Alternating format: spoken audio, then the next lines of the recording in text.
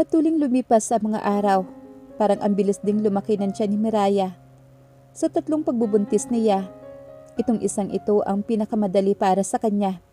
Dagdag pa na napapalibutan siya ng mga taong nagmamahal at nag-aalaga sa kanya. Early stage pa lang ang pregnancy niya, kung ano-anong regalo na ang natatanggap niya. Katunayan, puno na kaagad ng gamit ang closet ng bagong nursery na pinaayos ni Conrad.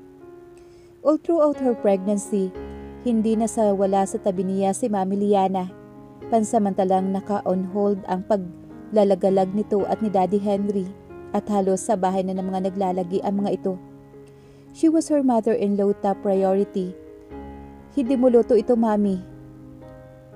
Hinalo-halo niya ang ginataang mais sa mangkok habang nagbubukas naman ng canister cream ang biyanan na ipinanghahalo nito sa tinitimplang kape. Nakadalawang subo na siya ng pagkain. Paano mo nasabi? May cheese kasi. Napangiti naman si Mami Liana. Talagang kabisado mo ang luto ko, ano? There was pride in her voice. Every hint of spice and condiment kilala ko po. Tinilaan niya pa ang kanyang kutsara. Ang sarap lang. Masarap ang luto ni Mami Liana pero iba talaga ang lasa nitong kinakain niya. Sumubo siya ulit. Sa mami mo yan. Napahinto siya sa pagsubo at napatingala rito. Ni hindi man lang nag-iwas ng tingin ang biyanan. Nag-uusap na ho kayo? Naibaba niya nang wala sa oras ang kutsara. Aksidente kaming nagkita sa grocery noong namili kami ni Daddy Henry mo. Tinakpan ni Mami Liana ang lalagyanan at naupo ito sa tabi niya. Hinawakan nito ang mga kamay niyang nakapatong lang sa mesa. She volunteered na ipagluto ka. So that's it. You see, Mira, your mother is trying so hard. Parang ngang nanliligaw. Nakikita naman niya iyon kahit hindi sabihin. Alam niyang parang tahimik na puwersa si Bettina na nakasunod palagi sa kanya. Sa mga bagong kagamitan sa bahay, alam niyang may mga pinamili si Bettina para sa kanila ni baby. May mga pagkakataon na natatanaw niya ito. Nakaupo sa malayo kapag araw ng prenatal check-up niya. At syempre, inaanak lang naman ito si Dr. Serafin. Manalo ang OB-GYN na inirefer ni Becca sa kanya. Sa huli, nalaman niyang mismong si Miss Aliana rin pala ang nagrekomenda rito na doktor. Sa lawak ng mundo, pinagtatagpo pa rin sila. Nagpapang-abot ang mga landas nila. Sa gitna ng pananahimik niya, narinig niya ang malalim na buntong hininga ni Mami Liana. Tapusin mo na yan at ihahatid ka na namin ni Henry sa klinik. Nasabi na lang nito nang hindi pa rin siya tumitinag. Nagiging tahimik siya kapag si Bettina na ang sentro ng usapan. Maging nang dumating siya sa klinika. Paglingon-lingon niya sa paligid habang naglalakad sa hallway, kaagad na tinarget ng mga mata niya ang upuan sa large area kung saan laging nakaantabay ang babae. Iba ngayong araw. Walang Bettina na nakikita niyang sumisilip-silip sa labas ng klinik. Waiting for someone, Mami? Tanong naman ni Dr. Manalo habang kinukunan siya ng blood pressure. Ang asawa ko.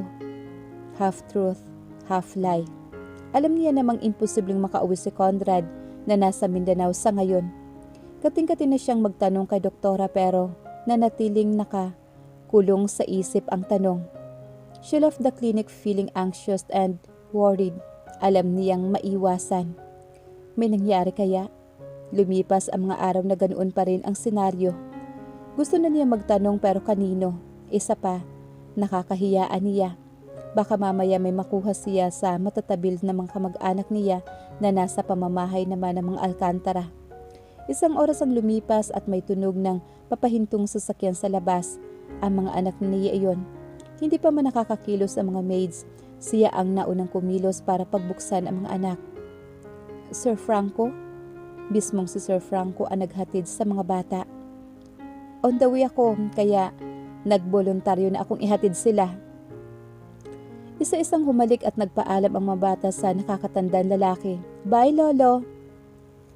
Sa nakikita niyang pagyakap at paghalik ng mga anak niya. Thank you po sa paghatid sa kanila, sir. Nakikita niya kung gaano kamahal ng mga anak niya ang lalaking ito. Don't mention it. Anitong sinisilip at kinakawayan pa ang mga bata na naguunahan sa pag-akyat sa hagdanan. Again that awkward silence. Alanganin siyang papasukin ito at imbitahang magkape. Ano naman ba ang pag-uusapan nila? Mas lalo siyang nahihiya kapag tinititigan siya nito ng tuwid sa mga mata. She got her father's eyes. Magkapareho sila ng kapatid niya sa ama niya. Nakita niya ang larawan na nakuha ng PI ni Conrad. Gusto ho ba ninyong pumasok, sir?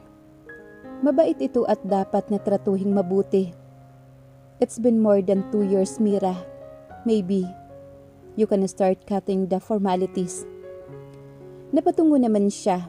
Hinanap niya ang tamang pangungusap na maaari nilang pag-usapan. Take it easy, Iha. Ipalagay mo na lang ang kalooban kapag kaharap mo ako. I am not judging you and I will never do that. Marahan itong tinapik-tapik ang balikat niya, parang totoong tatay na pinapalakas ang kalooban niya. Her father died 6 years ago. Iyon ang nakuhang impormasyon ni Conrad. Conrad even met her sister. Nasa base ito sa Western Samar, sa isang liblib na barangay, at may pamilya na rin kagaya niya.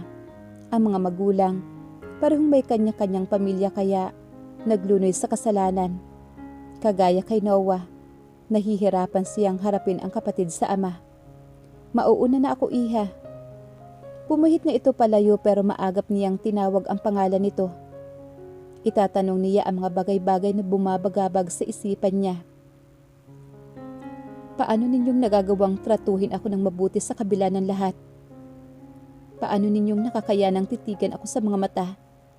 Kung naman ako ang kulay ng mga mata ng taong nanakit sa iyo. How could you still choose to treat me right?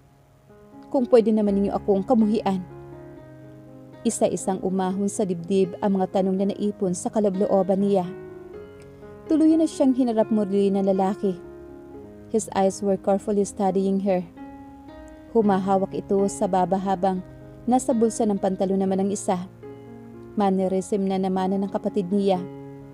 When he lifted his chin and looked her in the eye, it gave her unsettling effect. Life is a matter of choice, Mira. I made a choice, and I choose to let go of the pain. Ang maging mabuti sa'yo ay kasama sa mga desisyon ko. Mas lalo siyang ginangat-ngat ng konsensya. Ibinaba ni Sir Francis ang kamay na nakahawak sa baba at isinuksok sa suot na slacks. It wasn't easy, I tell you. I was wrecked but I decided to hell on my own. At pinili mong mahalin siya ulit. This man was unbelievable. Your mother is flawed, but she is a good person. Yes, it was hard to forgive. Pero pinili ko.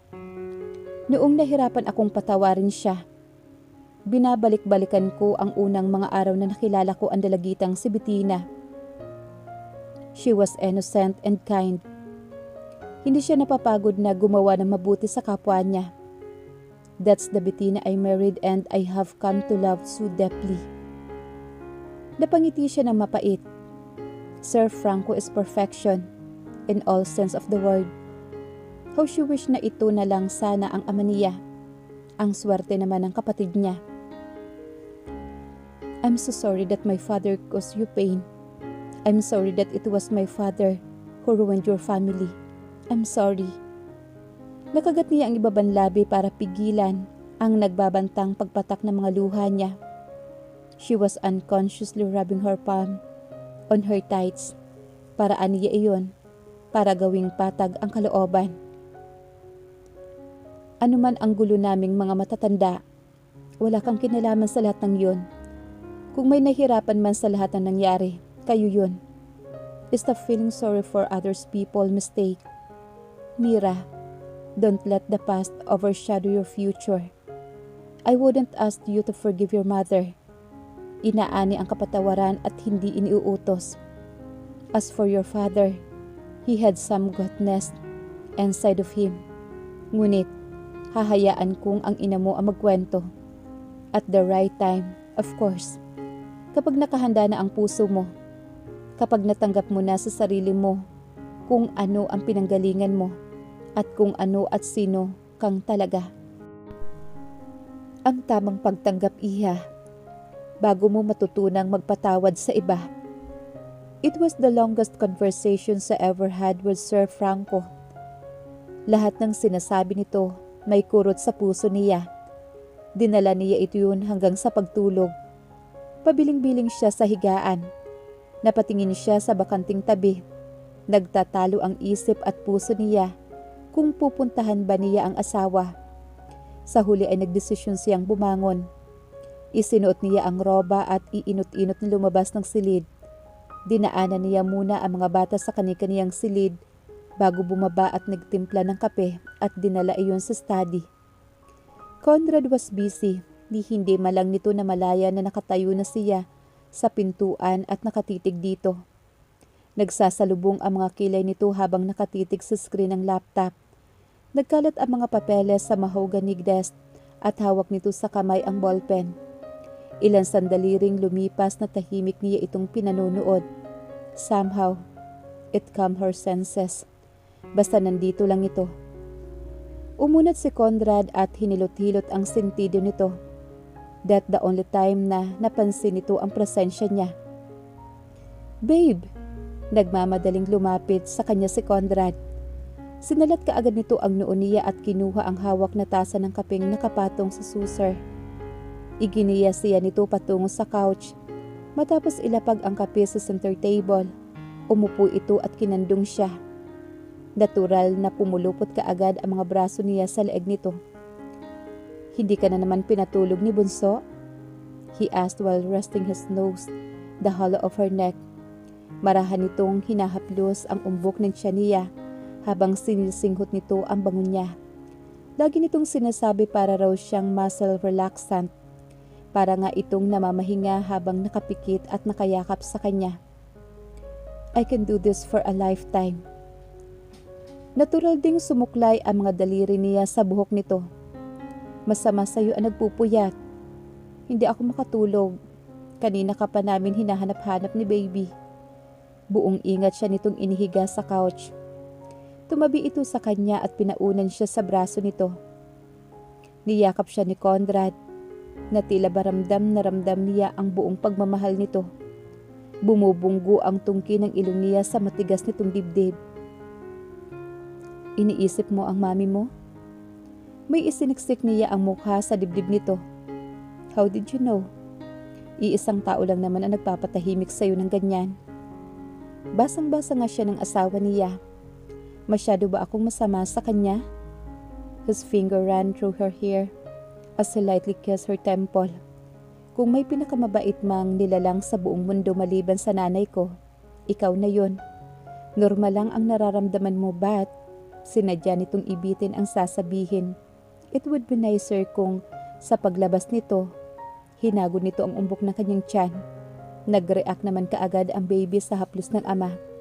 Mas okay ang mundong lalabasan niya. Brighter, happier, and more peaceful. Parang may malutong na pitik sa kaibuturan ng puso niya ang malumanay na mga sinasabi ni Conrad. "Lipat na tayo sa itaas." Marahang hinugot ni Conrad ang brasong kinauunanan niya at minaniobrang makaahon ng kama. Akmang aalalayan siya nito para bumangon nang mapangiwi siya. Naitulak niya ang asawa palayo pero dagliring nahila ang neckline ng t-shirt nito. "May masakit ba?" "Ang tiyan ko." Halos makuyumos na niya ang damit nito. Humihilab ang tiyan niya. "Manganganak ka na yata." Maayos siya nitong sinandal sa upuan. "Conrad?" Pigil-pigil niya ang braso nito nang akmang aalis ito. "Tatawagin ko lang si Nama ng Carmen." Kanmante itong lumabas ng sandal at muling pagbubukas ng pintuan sa study. Iniluwa si Pipay. Hinahanap kaagad ng mga mata niya si Conrad. Ito lang ang gusto niyang makita at mahawakan. Tumayo siya at napatukod sa pader habang hindi malaman ni Pipay ang gagawin. "Ate, anong gagawin ko?" Tiyempong bumukas muli ang pintuan at pumanhik si Conrad. Kasunod ni Aling Carmen. Bitbit ni Aling Carmen ang bag na magkatulong nilang pinaglagyan ng mga anak niyang gamit sa hospital. Kaagad namang lumapit si Conrad sa kanya at pinangko siya patungo sa sasakyan. Alam na nito ang gagawin kung paano maibsan ang iniindang sakit at hirap. Sa buong biyahe nila patungo sa hospital, hindi nito binibitawan ang kamay niya habang magkatabi sa backseat. Walang tigil si Conrad sa pagbulong ng mga salitang magpapapayapa sa pakiramdam niya. Conrad didn't let go of her hand sa loob ng delivery room. Sa kabila ng malamig na temperatura sa loob, tumatagaktak pa rin ang pawis ng asawa. Napapangiwi ito kapag ngumingiwi siya. He shared her every struggle. Sinasabayan nito ang bawat pag-eri niya at nang marinig na ang palahaw ng sanggol, namuo kaagad ang luha sa mga mata nito. He became emotional. Anong ipapangalan natin sa kanya? Noel Margaret. Nanghihinang sagot naman niya rito. Nakakapanghina pero iba ang kaligayahang nadarama niya. Noel Margaret is a lovely name. Naming her Margaret was a tribute to the woman who gave her back her sight. Noel dahil iyon ang pangalang ibinigay ng ina niya. Napatitig siya sa dumideding sanggol. Ang ganda ng anak niya somehow. Naiisip niya kung wala ang nanay niya, hindi siya magkakaroon ng magagandang mga anak ngayon. Hindi niya makakasama si Conrad. Totoong may purpose ang lahat na nangyari sa mundo gaano man kasakit at kalubak ang daang nilakaran niya bago niya narating ang puntong ito ng buhay niya. Maybe it was time to open her heart just like what Sir Franco said. Matapos ang ilang oras ay inilapit siya sa private room. Dala ng pagod ay nakatulog siya kaagad. Namulatan ng kanyang mga mata ang masasayang mukha ng mga anak niya. Tuwang-tuwa ang mga bata sa bagong kapatid ng mga ito. Sa lahat, si Mami Liana ang pinakaabala sa pag-aalaga sa kanya, katuwang si Conrad. Grant and Rebecca were there. Gayon din sina Jason at Hannah. Kahit ang mga taga-Paiti ay dumalaw rin. Kanina lang siya nanganak pero heto at nangapit bahay kaagad ang balita at ang tungkol sa pangalan ng anak niya. And of course, dumating ang kapatid niya at si Miss Alaina. She really looks pretty. I'm sure matutuwa ang mga ate at kuya nito pag nalaman nilang lumabas na si Bibi Noy. Bibi Noy, she like that. Si Cassie raw ang nagpalayaw sa anak niya. She has a mom's eyes. Kanina pa niya napapansin, ayaw na niyang biglang i-emphasize. No, she got Tita Liana's. Noah and Alaina were teasing each other. Ang lahat ng ngitiis ng dalawa, genuine ang kaligayahang ipinamamalas. Sa isang iglap ay biglang napalingon ang kapatid sa gawin nila ni Conrad, particular na sa kanya. Kung sa naiibang pagkakataon baka maagap siyang nag-iwas na today. Kita niya kung paano kumikislap ang mga mata ng kapatid nang may maliit na ngiti itong nakikita sa mga labi niya. Hindi rin naman nagtagal ang mag-asawa sa ospital. Kailangan din niyang magpahinga. Matapos siyang pakainin ni na Conrad at Mami Liana, nakatulog siya kaagad. Natulog siyang may gaan ng pakiramdam. She fell asleep with a smile formed on her lips. May mga ingay at kaluskos siyang naririnig sa paligid. Iminulat niya ang mga mata at sinundan ang mahihinang ingay. Binati ang paningin niya ng preskong sunflower, ang nakasilid sa florera. A smile crept on her face as she stared of those beautiful flower. Ilang segundo din doon siya nakatitig nang biglang may humarang sa paningin niya. Isang bulto ng katawan ng isang babae. Si Bettina. Kasalukuyan itong inaayos ang fruit stand. Ang hinugasang ubas. Nagbalat ito ng Washington apple at kasamang inilagay sa plastic container. Isinunod nito ang dalandan. Instinct whispered to her to close her eyes.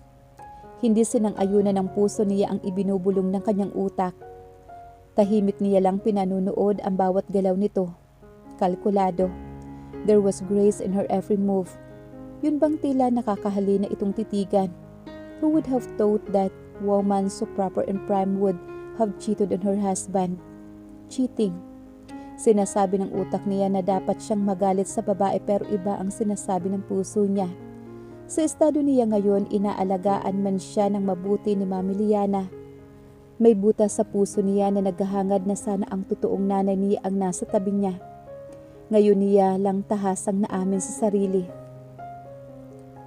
Miraya? Nakatitig na pala ng tuwid ang babae sa kanya. Kaagad na haluan ng pagkaaligaga ang kilos nito. Kitang-kita niya ang pag-alala. Lumipas ang sandaling walang anumang salitang namagitan sa kanilang dalawa. Parang batang naghihintay na anyayahan lang si Bettina o di kaya naman ay utusan kung ano ang susunod ditong gagawin. She was indeed trying so hard. Her heart melted. Sa isang iglap, nang siya namang pagbukas ng pintuan ng private room, pumanhik ang nurse. Nakalong ang baby niya habang inaayos nito ang anak niya sa kanyang kandungan. Hindi nalingat sa kanya ang sumusunod na mga titig nito sa bata. And once again, lumabas ang nurse. Tahimik siyang nagpapasuso sa bata pero mukhang busog ang baby niya. May nasamid na gatas niya na maliit nitong bibig nang humikab ang baby. Nagkakakawag-kawag ang mga kamay nitong nasusuotan ng mittens.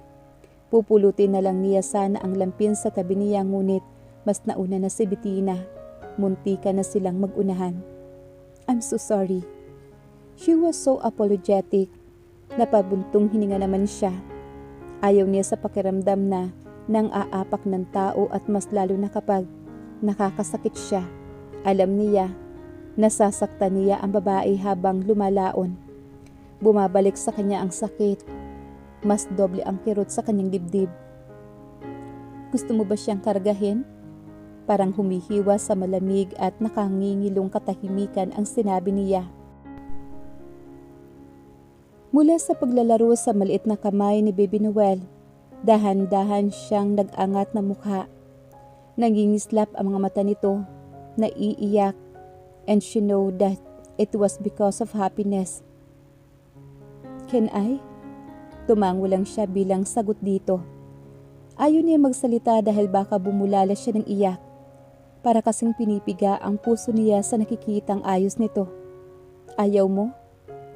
Bettina's eyes sparkled. Bumadya ang kabas sa sinabi niya. Gusto, gustong gusto. Humakbang ito ng ilang beses at lumapit sa kanya. It was by far the closest distance she had with her. The last time was when they first met at the bake shop.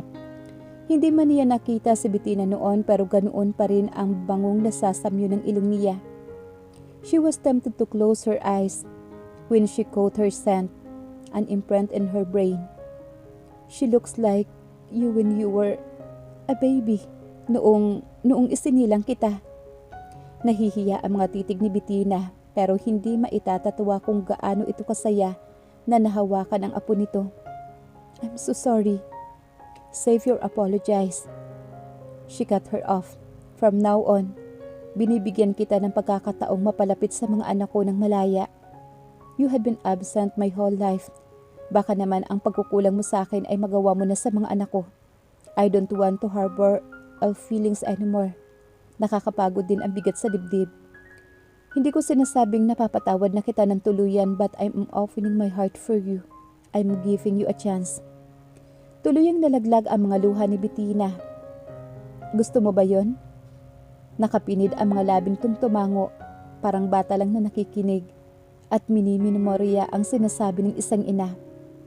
I promise, hindi ko itatapon ang pagkakataong ito anak. I will be a good mother to you. I will also do best as lola to my grandchilds. Gaano man kaikli ang nalalabing panahon ng buhay ko, uubusin ko sa pag-aalaga sa inyo ng kapatid mo at ng mga apo ko. Thank you, Mira. Thank you. The burden had been lifted. Gayunpaman, inaamin niya na may agam-agam pa rin sa puso niya. Hindi naman yun madaling mawala, yet she was willing to take chance, gaya ng sinasabi ni Sir Franco. Napatingin siya sa labas ng bintana, ang aliwalas ng araw. I hope that it would be a promise of a brand new start. In time, matatawag niya rin si Bettina ng mami.